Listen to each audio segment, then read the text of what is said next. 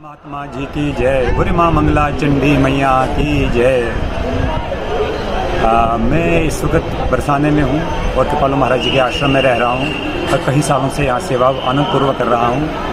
तो हर दिन यहाँ आनंद लूट रहा हूँ किशोर जी के दरबार में, राधा रानी के दरबार में। तो इसका अथाह श्रेय मेरे गुरुवर जो संसार में रह चुके हैं, राजू भैया जी, जिनको हम महात्मा जी भी कहते हैं, उनकी अथाह कृपा से मैं यहाँ पर वास कर रहा हूँ। माँ मंगला चंडी मैया, दुर्गा मैया की वजह से मैं यहाँ आनंदपूर्वक अपना जीवन निर्वाह कर रहा हूँ। तो मैं इतना बताना चाहता हूँ कि मैं आया कैसे यहाँ पर। मैं भी संसार में भटक रहा था और दर दर की ठोकरें खा रहा था। ये नहीं कि भाई मैं भी अपना पढ़ाई सब कुछ कर रहा था, लेकिन फिर भी शांति नहीं मिल रही थी। शांति का फिर एहसास जीवन में कुछ कमी लग रही थी कि आत्मा की कहीं ना कुछ खोज है परमात्मा की।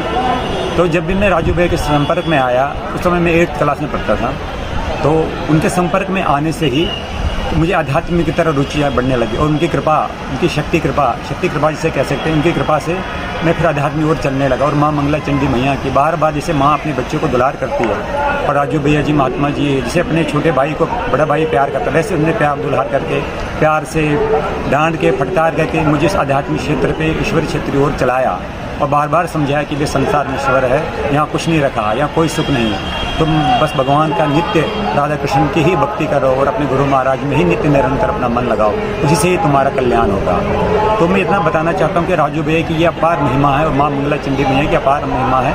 और एक वाक्य हुआ मेरे साथ, मैं पहले कई साल पहले मैं अपने झील डल चला गया था श्रीनगर कश्मीर में। तो कोई नौकरी के पर्पज़ से गया था, तो मैंने इंटरव्यू दे दिया। तो मैंने कहा चलो थोड़ी देर घूम लेते हैं कुछ। तो उतने में राजू भैया जी का फ़ोन आया, तो उन्होंने मुझसे कहा कि भैया आप लौट के आ जाओ, वापस आ जाओ, तो मत रहो वहाँ पर। तो मैंने कहा नहीं भैया, मैं बहुत सालों के बाद थोड़ा घूम लूँ। तो उन्होंने मना कर रहे कि नहीं, यहाँ पर सैलाब आने वाला, फ्लड आने वाला है कुछ दिनों में।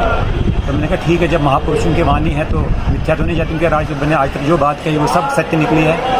तो मैं तुरंत ही अगले दिन अपने वहाँ से निकल के आया और दूसरे दिन भैया देखा कि दूसरे दिन पूरा लाल चौक पूरा पानी से भर गया है, पूरा डल लेक सारा पानी उसमें फुल, कम से कम 100 लोग, हज़ारों लोग उसमें बर्बाद हो गए, उनकी प्रॉपर्टी बर्बाद हो गई, कम से कम 100 लोग मारे गए उसमें। तो अगर मैं वहाँ से निकला था तो हो सकता है मेरी भी अकाल मृत्यु हो, ये तो मेरी भी मृत्यु हो सकती है, उस समय कुछ भी हो सकता था।